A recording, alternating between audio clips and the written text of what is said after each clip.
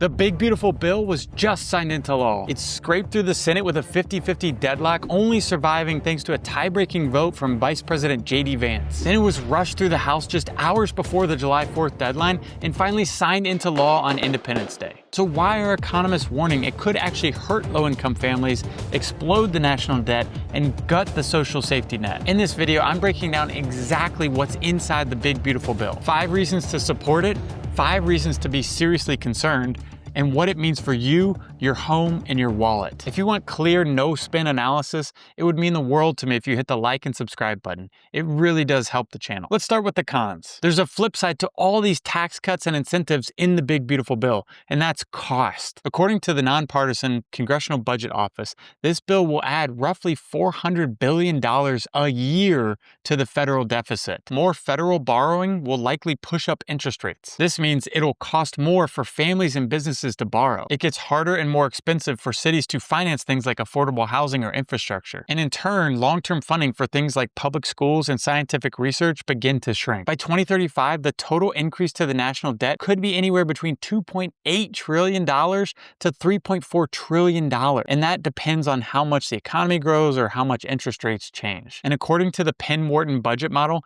that debt burden could shave off anywhere between 0.3 and 0.6% from the GDP by 2035.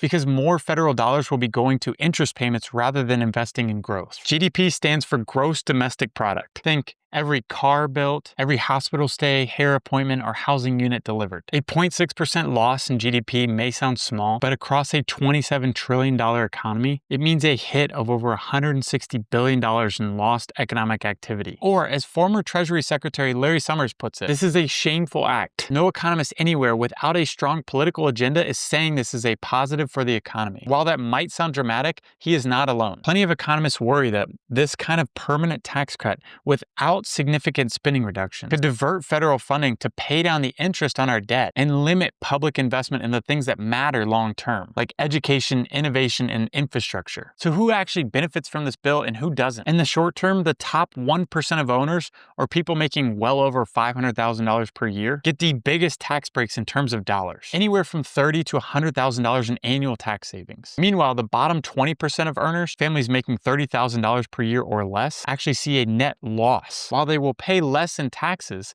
they will actually lose more in cuts to the safety net programs like housing vouchers, SNAP food assistance, Medicaid, and job training. Now zoom out to the big picture. Income inequality. This bill is predicted to widen the income gap. Josh Bivens, a Time magazine contributor and the chief economist at the Economic Policy Institute, wrote, "The One Big Beautiful Bill combines staggeringly large benefits to the richest households in the country with outright cuts to incomes of the bottom 40%. This combination of spending cuts for the vulnerable and tax cuts for the rich leads to the stunning result summarized in a recent report by the Congressional Budget Office. The poorest 20% of households will see income losses of almost 4% under this bill, while the richest 10% will see gains of over 2%. As public funding shrinks for education, housing, and upward mobility programs, it gets harder for people to climb the economic ladder or build wealth. And here's how The Economist magazine summed it up. The bill reveals the hollowness of Trumponomics and could cause long-term damage to America's economic foundations. This bill slashes funding to critical public programs, and that has real costs. Let's start with Medicaid. Medicaid covers 1 in 4 Americans and is especially vital in rural communities where private health coverage is often unaffordable or scarce. The big beautiful bill includes deep cuts for Medicaid. The nonpartisan CBO estimates by 2034, up to 11.8 million people could lose coverage. That includes children, rural families, and working parents who earn too much to qualify for Medicaid, but not enough to be able to afford private care. And it's not just patients, it's jobs. Funding cuts to Medicaid and other public health programs are projected to result in over 1.2 million lost healthcare jobs. Over time, when people lose health coverage, they stop getting preventative care. They wait until they're really sick and then go to the emergency room, which is the most expensive place to get care. That leads to higher chronic illness rates, more stress on emergency services, and skyrocketing costs for public hospitals and taxpayers. Public health programs, which focus on things like vaccination, maternal health, and disease prevention, also take a hit. And former Treasury Secretary Larry Summers was blunt about the cuts. 11.8 million Americans losing Medicaid coverage by 2034, the largest largest cut to the American safety net in history. Now let's talk education. This bill also reduces the availability of Pell Grants, which are federal grants that help lower-income students afford an education. And the bill reduces the borrowing cap for students,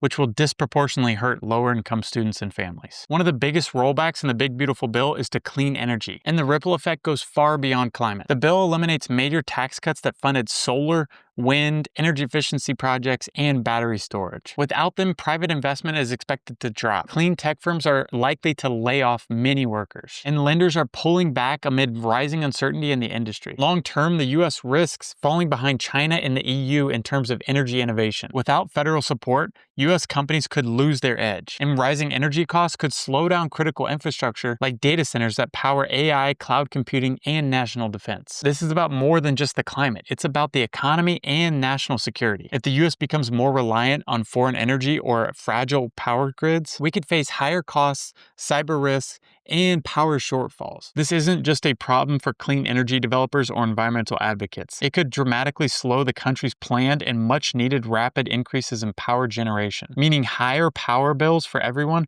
and possibly shortfalls and brownouts. In terms of affordable housing, there's been a lot of attention in this bill around the expansion of the housing tax credit. But let's talk about what's not in the bill. First, there's no expansion of tenant-based subsidies, things like the Section 8 Housing Choice Vouchers. It's a federal program that helps low-income renters afford housing on the private market by helping cover part of the rent. But the bill doesn't increase funding or help with eligibility. That means no new households get served through this program. And with the expansion of the Opportunity Zone incentives and with the inflow of new development into these neighborhoods, we risk displacement. OZ projects, if not paired with affordability, can lead to property speculation, rising land costs, and long-time residents getting priced out. In the long term, the economics of affordable housing isn't getting any easier, even with more credits available after the passing of this bill. Here's the problem. More low-income housing tax credits and bond volume are available now, but the number of tax credit investors is not increasing. That means more projects are chasing the same pool of buyers. Simple supply and demand means less equity per project when there are more projects. And unless this funding gap is filled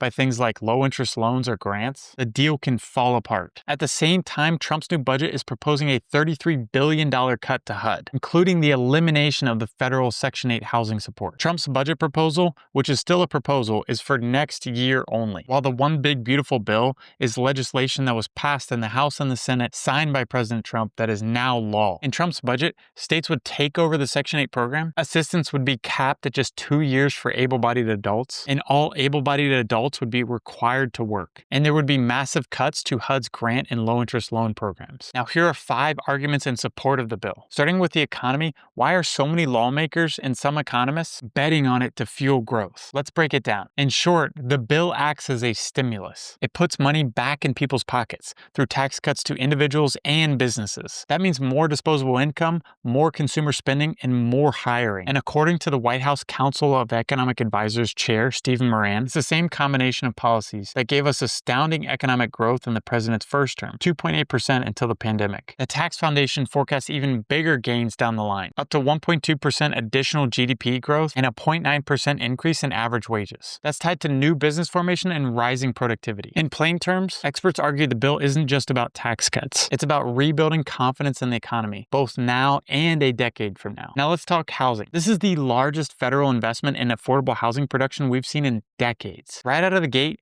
2 things are game changers. The annual amount of 9% credits is expanded 12%, and the private activity bond test is cut from 50% down to 25%. That second one is huge. Lowering the bond threshold basically means that almost double the amount of projects can be funded with the same amount of bonds, aka more affordable housing. Now zoom out to the big picture. According to the Affordable Housing Tax Credit Coalition, this bill could help finance up to 1 million new affordable homes in the next 10 years. And to quote the LIHTC directly, this is the largest investment in the LIHTC program in decades. Now let's talk about how this bill hits home for everyday Americans. First up, tax relief. The 2017 tax brackets are extended. Back in 2017, Congress passed the Tax Cuts and Jobs Act, and one of the biggest things it did was lower the federal income tax rates for families and individuals. But here's the catch. These lower tax rates were not permanent. They were scheduled to expire at the end of 2025. So when the big beautiful bill extends these 2017 tax cuts, it means you don't suddenly jump into a higher tax bracket in 2026. The standard deduction also stays higher. Before you pay income tax, the IRS lets you deduct a certain amount from your total income. That's called the standard deduction. In 2024, it was $13,850 for single filers and $27,700 for married couples filing jointly. The big beautiful bill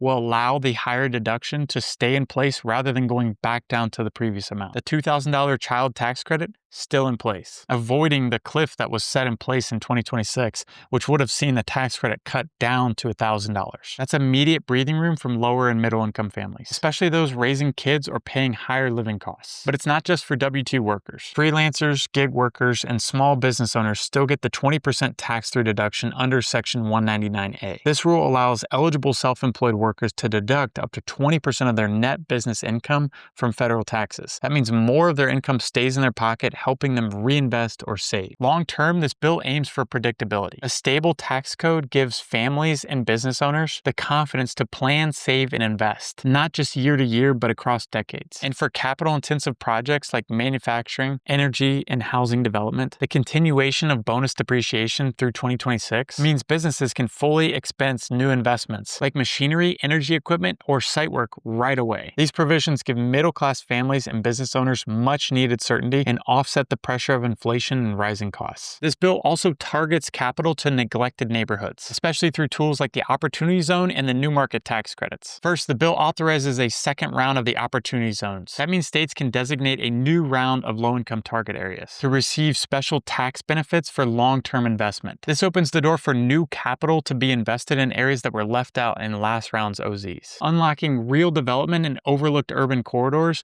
or even in Main Street rural towns. Meanwhile, New Market tax credits deliver immediate funding for projects that are going in lower income neighborhoods that deliver jobs and economic growth. The bill also makes the New Market Tax Credits program permanent. Things like grocery stores, child care centers, charter schools, and small business hubs. According to John Lettery of the Economic Innovation Group, expanding the OZ program gives communities a long-term incentive to attract investment where it's needed most. His organization estimates that the first round of Opportunity Zones brought in over $100 billion of private investment. A second round, it could double the impact. Let's talk about what this bill actually means for middle-class working families and entrepreneurs. First up, the SALT cap. That's short for state and local tax deduction. Things like property tax, sales tax, and income tax that you pay at the state level. Under normal tax rules, you can deduct these from your federal income tax. Back in 2017, Congress capped that deduction at just $10,000 per household, and that hit taxpayers hard in high-tax states. The big beautiful bill raises the SALT deduction cap from $10,000 to $40,000 per household through 2029. For small businesses and entrepreneurs,